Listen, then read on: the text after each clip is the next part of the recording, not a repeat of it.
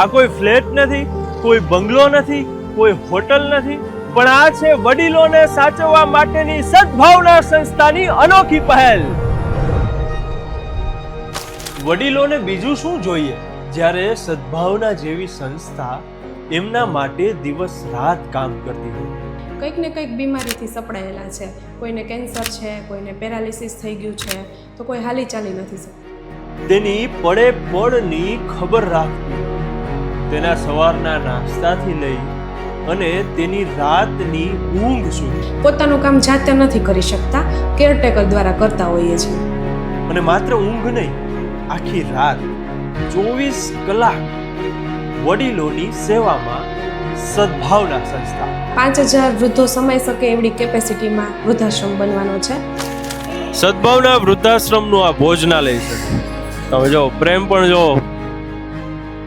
અને પ્રભુએ એક ભાઈ આવી દીધી, ભાણી દીધી. જો દીકરા નથી, દીકરી નથી, ઘરનું માણસ નથી, એક તો પ્રભુ બાઈનું ઓલું રાખે કે ન રાખે.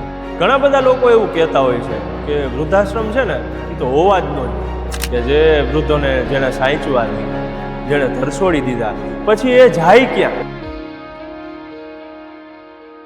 સદભાવના એ પછી વૃદ્ધો પ્રત્યેની હોય કે વૃક્ષો પ્રત્યેની.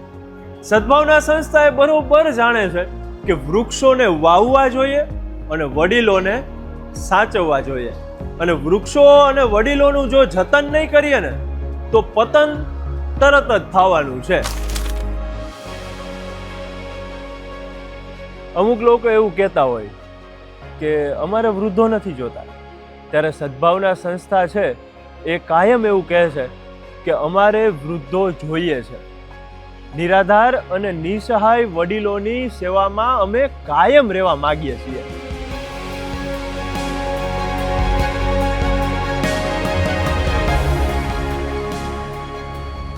સદભાવના વૃદ્ધાશ્રમ આજે બહુ મોટો વૃદ્ધાશ્રમ બની ગયો છે. રાજકોટ જામનગર હાઈવે ઉપર મોટા રામપર ખાતે હાલમાં 700 વડીલો આશ્રય લઈ રહ્યા છે.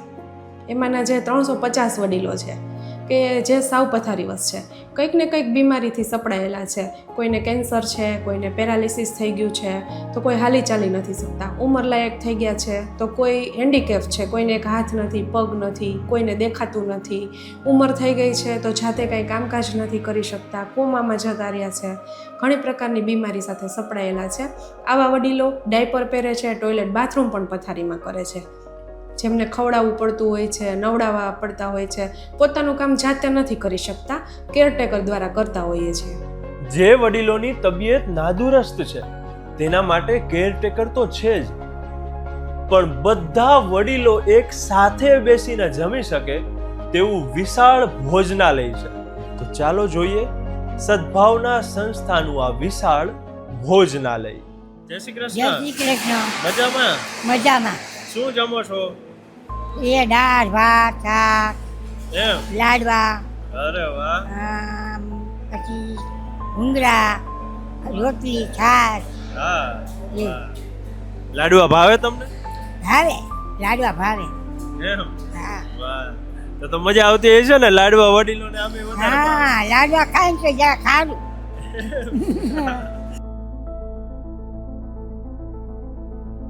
ભેળ કેવું કઈ ભાવે? હા, ભેળ ખાવું, પણ પાણીપુરી ન ખવાય. પાણીપુરી નો ખવાય? કેમ કે આ જો દાંત નથી તો પાણીપુરી ન ખવાય. અચ્છા. તો હાલમાં આવડી મોટી ભોજનાલય બની છે જ્યાં અમારા 700 વડીલો એકસાથે ભોજન લે છે. એમાંના 350 વડીલો કે જે નીચે નથી ઉતરી શકતા, પથારીવશ છે, એમને રૂમમાં આપીએ છીએ જમવાનું. પણ અહીંયા ભોજનાલયમાં બધા વડીલો એકસાથે જમવા આવે છે અને એ લોકોને એમાંય મજા આવે છે, એકસાથે જમે અને બધા ભેગા થાય. સદભાવના વૃદ્ધાશ્રમનું આ ભોજનાલય છે. તમે જો પ્રેમ પણ જો.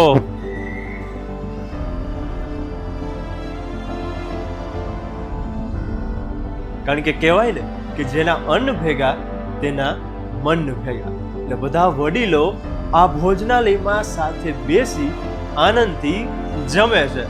મજા આવે હો જમવાની. મજા જ આવે રોજ જમવાની બહુ મજા આવે. ભોજનાલયમાં બધા વડીલો સાથે વાતો કરી, એમને અહીંયા જમવાની ખૂબ મજા આવે છે ને દરરોજ મીઠાઈ હોય ને રાતે પાછી અવનવી વેરાયટીની વસ્તુઓ હોય ને બાએ જો કેવી રમૂજથી કીધું એ કે 32 નથી બટા, એટલે પાણીપુરી ન ખાઈ શકું. એટલે આવી બધી જમાવટ છે. બધા વડીલો છે, બધા જો એમના મિત્રો હવે તો થઈ ગયા હોય ને, એટલે એમની સાથે ઘણા બેઠા છે. એટલે ઘણા લોકો અત્યારે હવે રૂમમાં આરામ કરવા ગયા છે. કે દાન પૂર્ણ કરી નથી શકવાના, તો એમ થાય કે આપણે થોડીક સેવા કરીએ. આ આશ્રમમાં તો અમારી પાસે કામ નથી કરાવતા, પણ અમને એમ થાય કે કંઈક કરીએ. કે અહીંયા એમ કે બા દાદાને કોઈને કશું કામ સોંપવું નથી, પણ બેઠા બેઠા શું કરીએ દીકરા, મફતના રોટલા ખાઈએ તો થોડીક સેવા તો કરીએ એમ, એટલા ખાતર. બાકી એ લોકો અમને અહીંયા કોઈ કામ ચિંતા નથી. પાણી માંગીએ તો દૂધ હાજર કરતા હોય તો પછી અમને એમ થાય કે નહીં, અમારે કંઈક કરવું જોઈએ. જીવવું તોય અહીંયા ને મરીએ તોય અહીંયા. એટલે આપણા આશ્રમ હારો છે, વિજયભાઈ આપણા દીકરા જ છે, એ સાચવે છે આપણને. અહીંયા દરેક રૂમમાં 4 થી 5 બેડ છે. વડીલો નિરાતે રહી શકે તેવી સરસ મજાની વ્યવસ્થા છે. સાથે અંદર જ બાથરૂમ અને ટોયલેટ આ બંને અટેચ્ડ છે, એટલે બહાર નીકળવાની પણ જરૂર ન પડે. રાતના સમયે ખાસ વડીલો છે એટલે એમને જરૂર પડતી હોય છે. અને સામેની બાજુ જ કુલરની વ્યવસ્થા પણ છે, એટલે પાણી પણ ત્યાંથી ભરી શકે. અને અત્યારે ઉનાળો છે એટલે ઠંડુ, એટલે વડીલોને પૂરી સુવિધાઓ, પૂરી સગવડતાઓ સાથે સદભાવના, એનું નામમાં જ સદભાવના છે, એટલે વડીલો પ્રત્યેની સારી ભાવના, એટલે સદભાવના. કેમ છો બા? મજા હો દીકરા. શું નામ છે તમારું? મારું નામ મુક્તાબેન. વિજયભાઈ બહુ ગોકુળ મથુરામાં અમને બેહાડ્યું. ભાઈ અમારે કહેતું ખીલાહર્યું લબડતું હતું દીકરા, ઉંદરડા હળિયું કાઢતા હતા. આનંદ આવે હો, અમને તો બહુ જ આનંદ આવે. હવે કીર્તન બોલું. ઘમર ઘમર મારું વલ્લોણું ગાજે શ્યામ, આવીને મારા મટુકા પૂરી. ઘમર ઘમર મારું વલ્લોણું ગાજે શ્યામ, આવીને મારા મટુકા પૂરી. મને પ્રભુએ એક ભાઈ આવી દીધી, ભાણી દીધી. જો દીકરા નથી, દીકરી નથી, ઘરનું માણસ નથી, એક તો પ્રભુ બાઈનું કોલું રાખે કે ન રાખે. હાલો, જય શ્રી કૃષ્ણ. જય શ્રી કૃષ્ણ. આવજો બેટા, વારે વારે આવજો મળવા. અને ગાર્ડન છે સરસ મજાનું આગળના ગ્રાઉન્ડ ફ્લોરમાં જ, તો ત્યાં બધા જ બા છે, દાદા છે, થોડીક વાર બેસતા હોય, ખુલ્લી હવાનો આનંદ માણે, સત્સંગ કરે, રાસ ગરબા રમે, એવી સરસ સુવિધા છે.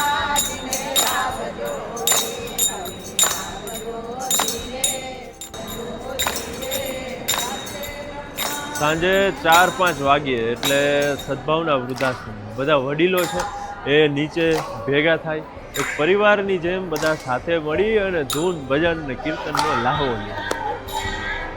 પ્લસ હજી બાજુનું બિલ્ડિંગ પણ તૈયાર થાય છે. આવા 5 બિલ્ડિંગ બનવાના છે. 5000 વૃદ્ધોની કેપેસિટી વાળો આપણો મોટો વૃદ્ધાશ્રમ બનવાનો છે હજી પણ અત્યારે તો એક જ તૈયાર થયું છે. ત્યાં 700 વડીલો હાલમાં આશ્રય લઈ રહ્યા છે.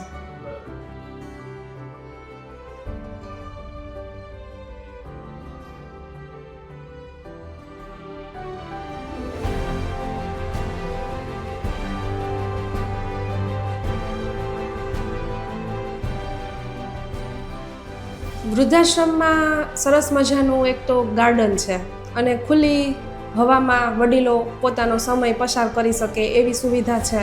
પ્લસ ફિઝિયોથેરાપી રૂમ છે કે કોઈ વડીલો છે, ઉંમર થઈ ગઈ છે, કંઈક ને કંઈક તકલીફ તો હોય જ, પડી ગયા હોય કે કંઈક દુખાવા થતા હોય તો કસરતની જરૂર પડતી હોય છે, તો આપણે ફિઝિયોથેરાપી રૂમ પણ બનાવેલો. પછી યોગા રૂમ છે, એન્ટરટેનમેન્ટ રૂમ છે કે જે એમનો સમય પસાર કરી શકે. બધાના રૂમમાં સ્પીકર મૂકેલા છે, ભગવાનનું નામ સવારથી જ ચાલુ કરી દઈએ એટલે એ લોકો બધા સાંભળે અને ભગવાનને યાદ કરે. એટલે જપ કરો છો? હા, 25 માળા કરવાની. બીજું 25 માળા. આટલી ધીરજ તો અમારા જુવાનિયાઓમાં હાવ નથી. અત્યાર સુધી મારા મેં નહોતી. કહેવાનો મતલબ 5-7 વર્ષ 10 વર્ષ પહેલાં, પણ હવે આ એક નિયમ થઈ ગયો છે. 2 કલાક સત્સંગ કરી છે અમે. વરા સાહેબ આવે છે, 2 કલાક સત્સંગ કરાવે, કરવાનું બધું જે આવડતું એ ભજન ગાવતા હોય તો ભજન ગાવાના, શ્લોક બોલવા હોય તો શ્લોક બોલવાના. મૂળ આનંદ કરવાનો છે. એ બાનેથી જોડાવ તમે એની સાથે, એ તમને શક્તિ આપે છે. તમે એનું ગુણગાન કરો તો એ ખુશ થાય, અને એ ખુશ થાય તો ભાઈ તમારે કાંઈ જોવાની જરૂર જ નથી. ઘણા બધા લોકો એવું કહેતા હોય છે કે વૃદ્ધાશ્રમ છે ને એ તો હોવા જ ન જોઈએ, પણ મને એમ કહો કે ક્યારેય પહેલાં દવાની શોધ થાય? કોઈ જાતનો રોગ જ ન હોય અને દવા શોધાય? કે દવાના નિયમ ઉપરથી આપણે એકાદો રોગ બહાર કાઢીએ અને પછી દવા એને પીવડાવે, એવું ક્યારેય હોય? તો વડીલોને લોકો તરછોડવા માંડ્યા એટલે જ આ વૃદ્ધાશ્રમ થયા. કે ઘણા બધા એવા લોકો છે કે જે વૃદ્ધોને જેણે સાચવા નહીં, જેણે તરછોડી દીધા, પછી એ જાય ક્યાં? આ એટલે જ વૃદ્ધાશ્રમ છે તેની ઉત્પત્તિ થઈ. અને આ કરુણ વાસ્તવિકતા છે, ઘણાને ના પણ ગમતું હોય, પણ હવે આપણે સ્વીકારી જ છૂટકો છે.